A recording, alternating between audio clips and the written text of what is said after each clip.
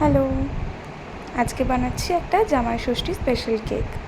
ফার্স্টেই একটা জামাই ষষ্ঠীর ডিজাইনের একটা ফটো প্রিন্ট করে সেটাকে একটা শেপ মতন কেটে আর দুটো টুথপিক লাগিয়ে নিলাম, যেটা কেকের ওপর সেট করতে সুবিধে হয়। তো কেকটা ছিল একটা 1/2 পাউন্ডের বাটারস্কচ ফ্লেভারের কেক।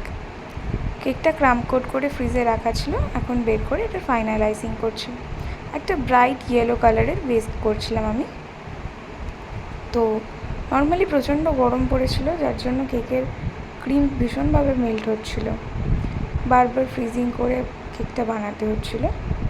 তো যাই হোক, 2 বছরের বেকিং জার্নিতেই ফার্স্ট টাইম আমি জামাই ষষ্ঠী স্পেশাল কোনো কেক বানালাম। জামাই ষষ্ঠীর থিমে এর আগে কখনো কেক বানানো হয়নি।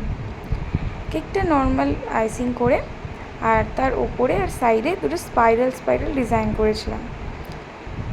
কেকের ওপর এই স্পাইরাল ডিজাইনটা খুব কমন একটা ডিজাইন, কিন্তু তাও আমি খুব সুন্দর একটা পারি না, তাও চেষ্টা করি যতটা সম্ভব। আর নিচে ছিল একটা হোয়াইট কালারের বর্ডার। বাকি কেকটা সিম্পলের মধ্যে ছিল। আর আগে থেকে যে প্রিন্ট আউটটা করিয়ে রেখেছিলাম সেই প্রিন্ট আউটটা লাগালাম, সামনে একটা জামাই ষষ্ঠী লেখা প্রিন্ট আউট লাগালাম, আর এক্সট্রা করে আমি একটা বাটারফ্লাই অ্যাড করেছিলাম।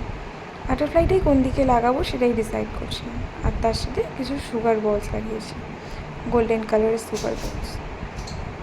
তো জানি আমার কেকটা রেডি হয়ে গেছে। খুব সিম্পল একটা ডিজাইন, সবাই এই ডিজাইনেরই কেক বানাচ্ছে, আমিও বানালাম। কেমন লাগলো জানিও। Thank you.